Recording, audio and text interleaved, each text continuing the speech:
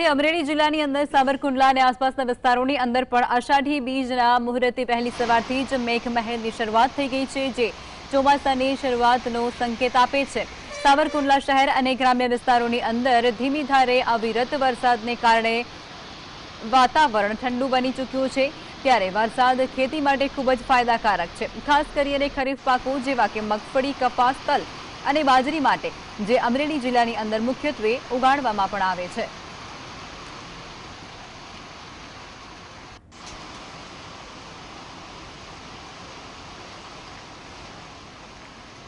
સાથે જ નવસારી જિલ્લાની અંદર પણ વરસાદી માહોલ યથાવત જોવા મળે છે, પરંતુ ગત સાંજથી મેઘો શાંત થતા નદીઓની અંદર જળસ્તરમાં ઘટાડો પણ થયો છે અને જેનાથી જિલ્લા તંત્રને રાહત મળી છે। ગણદેવી તાલુકાની અંદર આજે મળસ્કે 2 થી 4 વાગ્યાના ગાળાની અંદર 1 ઇંચ વરસાદ નોંધાયો છે, જ્યારે નવસારી શહેરની અંદર પણ વહેલી સવારથી વરસાદી ઝાપટા પડી રહ્યા છે।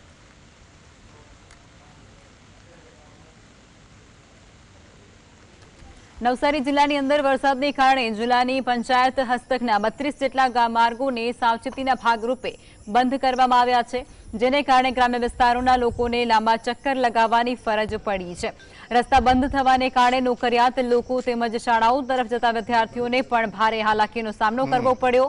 નવસારીમાં ગઈકાલે 4.5 ઇંચ વરસાદ નોંધાયો હતો અને જેને કારણે હાલ સમગ્ર જિલ્લાની અંદર ચિંતાનો માહોલ સર્જાયો છે।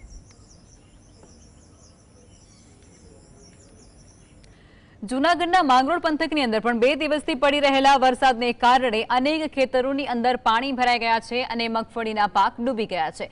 ચારે તરફ પાણી જ પાણી જોવા મળે છે અને ખેતરો જે છે તેની અંદર વાવેતર કરેલા પાક પાણીની અંદર ડૂબી ગયા છે।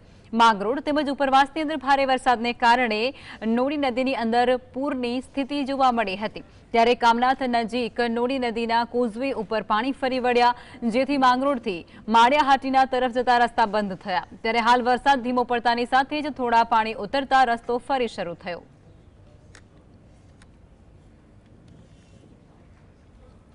તાપી જિલ્લાની અંદર પણ ફરીવાર વરસાદી માહોલ છવાયો છે અને વ્યારા તાલુકાના પાનવાડી નજીક જિલ્લાની અંદર અલગ અલગ વિસ્તારોમાં વરસાદી ઝાપટા પડ્યા। કેટલાક વિસ્તારોની અંદર ધીમી ધારે વરસાદ પડ્યો, જ્યારે વ્યારા અને ડોલવણ સાથે જ વાલુડ સહિતના તાલુકાઓની અંદર પણ વરસાદી ઝાપટા પડ્યા હતા। વરસાદી વિરામ લીધા બાદ બપોરે ફરી વરસાદી માહોલ સર્જાયો હતો। વરસાદથી ખેડૂતોની અંદર આનંદની લાગણી જોવા મળી હતી, પરંતુ નીચાણવાળા વિસ્તારોની અંદર પાણી ભરાવાની ચિંતા પણ વધી। હવામાન વિભાગે આગામી દિવસોની અંદર પણ વરસાદ પડવાની શક્યતા વ્યક્ત કરી છે। વલસાડના ઉમરગામ તાલુકાના દરિયા કિનારે દરિયાદેવનું રૌદ્ર સ્વરૂપ જોવા મળ્યું, જેમાં ઉમરગામ પાલિકા વિસ્તારની અંદર અને નારગોલના દરિયાકાંઠે ભરતીને કારણે મોટા પાયે ધોવાણ થયું હતું, જેના કારણે વર્ષો જૂના સરુના ઝાડ નષ્ટ થઈ ગયા છે। ત્યારે છેલ્લા 2 દિવસથી દરિયાઈ ભરતીએ ભયાનક વાતાવરણ સર્જ્યું છે અને આ દ્રશ્ય જોવા માટે મોટી સંખ્યામાં લોકો ઉમટી પડ્યા। ઉમરગામ તાલુકાના દરિયા કિનારે હાલ આપણે ઊભા છીએ। દરિયો જે છે તે ગાંડોતુર બન્યો છે, મોજાઓ જે છે તે ઉપર સુધી ઉછળી રહ્યા છે। દરિયા કિનારે છે તે પોલીસનો બંદોબસ્ત મૂકવામાં આવ્યો છે, કારણ કે જેવી આ પ્રકારની જે ભરતી હોય છે એ ભરતી લગભગ ચોમાસા દરમિયાન આવતી હોય છે ને એને જોવા માટે મોટી સંખ્યામાં લોકો અહીં આવી પહોંચતા હોય છે। પાણી જે છે અહીં જે લારીઓ લાગે છે દરિયા કિનારે ત્યાં સુધી પહોંચી ગયું છે। રાજેશ પાવસ્કર, GSTV।